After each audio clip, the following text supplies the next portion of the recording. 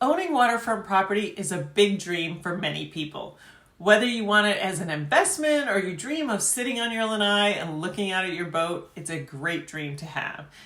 It's even more ideal if you get it at a deal.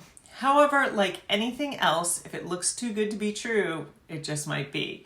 Yo, I'm Adrienne, longtime Florida realtor, and I'm here to help you get your Florida life.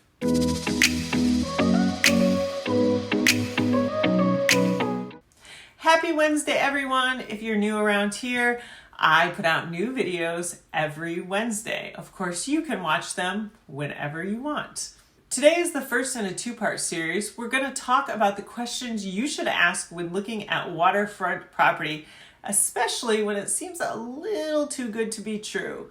Frankly, these are important questions to ask at any price, but I often get calls from people who think they found the ultimate deal on a piece of property, and I end up as the bearer of bad news when we go through all the unexpected costs needed. While this week is more about what to be aware of, next week I'm going to take you over the exact steps I would take if I were coming from out of town looking for inexpensive waterfront property. You can subscribe and hit that notification bell if you want to be reminded of when that video comes out. I wanted to start with some basic issues that come up in these searches, so next week we can dig a little deeper. Let's get started. First, is the property in a designated flood zone?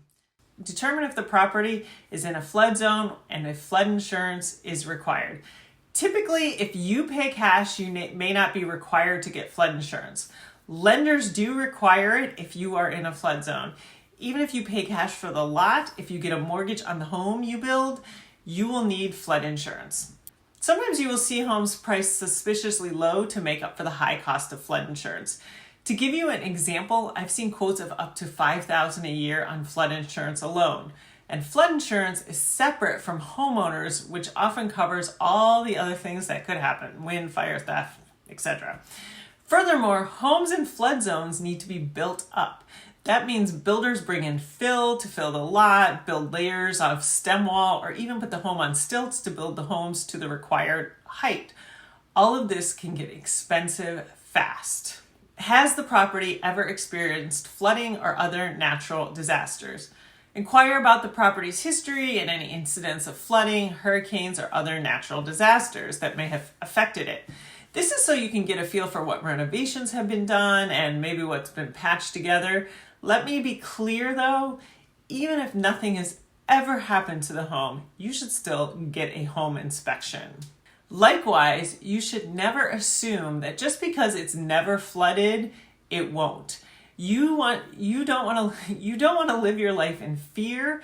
Still, if you live near the water, there's always a possibility of flooding, and you should consider how that affects your bottom line. Are there any environmental restrictions or protected areas on or near the property?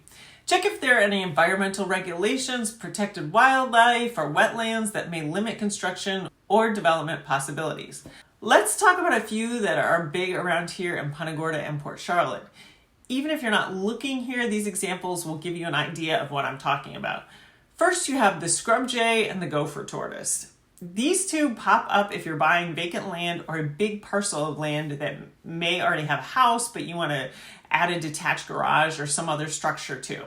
If you purchase land that has a scrub jay or a gopher tortoise, you have to pay to rehome them in the case of the gopher tortoise, or you pay for a permit if you're on scrub jay land. You also may have to plan clearing the land around nesting season. Another big one is mangroves. Mangroves are a protected plant species. You often see them at water's edge with their roots in the water. They do a lot to maintain our waterfront, and there are strict regulations on cutting them back or down. You can get big fines for cutting into a mangrove. In other parts of the state, erosion and wetlands are big. You need to know that there is enough solid ground to build what you want on the property. Even if it's an investment and you're never going to build, it will sell much better in the future if it's able to be used for something. Who takes care of the waterfront? If it's on a canal, who's dredging that canal? It could be the city like it is in Punta Gorda, or a group that's formed like many areas of Port Charlotte. It could be no one. On a man-made lake, you often have a green space between your property and the lake. Who mows that green space? Do you have to do it? How much does it cost to maintain?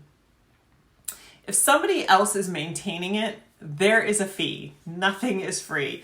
It may not be that expensive, but it is something you should know. If nobody isn't maintaining it, you will likely want to, and it will cost you either time or money. What are the property taxes?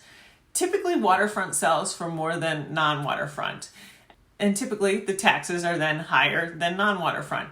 Even the little pond can make prices and taxes go up. Are there any pending or proposed development projects nearby? This is a big one. I feel like a broken record. I talk about this every week, how you should know what's going on around the property you buy. You may not be able to know everything, and certainly the longer you hold it, things may come up. But find out if there are any future development plans, such as highways, industrial sites, or commercial projects that may impact the property's value, privacy, or its overall desirability to you. What kind of utilities does the property have? A lot of cheap waterfront is in underdeveloped areas. You may have to run electricity or install a septic system or a well.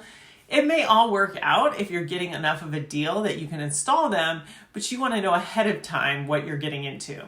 What kind of deed restrictions or covenants are in effect for that property? Deed restrictions or covenants are often put out by a homeowners association. They can dictate anything from what size of home you can build, what you can park on your property, and how often you can rent it out. Also, if it's vacant land, they can say that you need to keep the land mowed, and there is often a fee for the homeowners association. Sometimes the fees aren't that high, but again, you need to know before you get too involved. What kind of zoning laws are in place? Zoning laws are put in place by the municipality. One of the biggest questions I get asked is, can I buy this inexpensive lot, park my RV on it, and live in the RV? The answer is almost always no. In Charlotte County, I can tell you it's pretty much a no. In many areas, you can build a house and then park your RV next to it, but just an RV on a vacant lot is against zoning, because most lots are zoned for single or multifamily homes or commercial, but not for RVs. You have to go to an RV park for that. That's the what to be aware of basic. You can find this list in my relocation guide. You can download that below. Next week, I'll be taking you step by step on what I would do if I were coming down here and we're not a realtor and we're looking for inexpensive waterfront property. Hit subscribe to see that. Thank you all very much. I look forward to seeing you next week.